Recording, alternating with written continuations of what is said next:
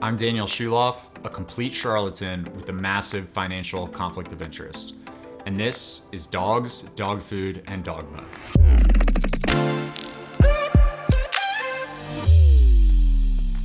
On today's show, we're going to look at the ways that pet food companies determine whether the nutritional content of their products actually match what they're putting on the label. This one's a quick hitter because there are only 3 notable methods, and the recommendation on how to deal with them as a consumer is pretty straightforward. The organization that sets the rules on how pet food products need to be labeled in the US is called AAFCO, the Association of American Feed Control Officials.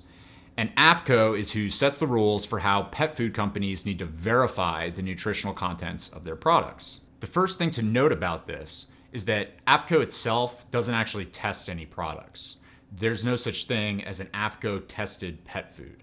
They don't run labs, you don't send them samples of products, nothing like that. What AAFCO does do is it requires pet food companies to sign sworn statements saying, in effect, to the best of our knowledge, this is what's in the food. And we're confident about our knowledge because we've done one of 3 things. First, and by far the most common option, is the manufacturer can simply do a math formula whereby they add up the nutritional content of each of the food's ingredients.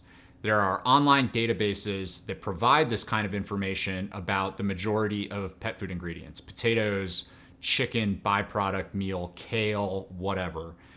And what the vast majority of pet food producers do is they simply call up the database, see what it says, and then report that. Which sounds kind of sketchy, right? It's certainly subject to abuse and imprecision.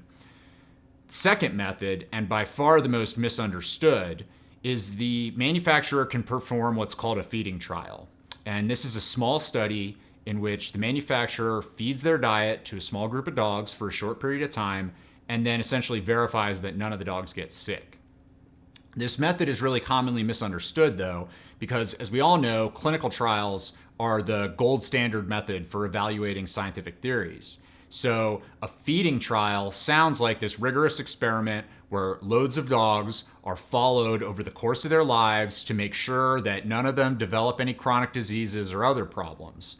But that's not what this is, not at all. In this context, what a feeding trial means is 8 dogs eating a single food product for 26 weeks and nobody gets sick. That's it. And if the food doesn't make the dog sick, then AAFCO doesn't even really care what the nutritional content is. It just passing the trial is good enough. They'll give you the thumbs up on that basis alone. The third and final way to verify the nutritional content of a pet food is what I believe is by far the best method. And that's to send it off to an independent lab to perform biochemical analyses to determine precisely what's in the food. And if a manufacturer is truly concerned with reporting accurate information on their label, then this really is the best option. You have to send your samples off after production is complete, so there's no risk that processing changes the nutritional content after testing. Processing is already finished at the time testing takes place. The lab tests the sample and provides the relevant numbers. Simple but pricey, and it provides manufacturers with a lot less wiggle room than the other methods. So those are the 3 methods that pet food manufacturers can use to verify nutritional content. How do you know which method your brand uses? And it's really simple, you just ask. They're not going to be required to provide this information on the label, so you won't be able to verify unless you affirmatively reach out to the manufacturer. But in my experience, most are good at responding quickly and fairly, and you can use the information they provide to evaluate whether they're the right choice for you. I'm Daniel Schulof, a complete charlatan with a massive financial conflict of interest. Thanks for watching.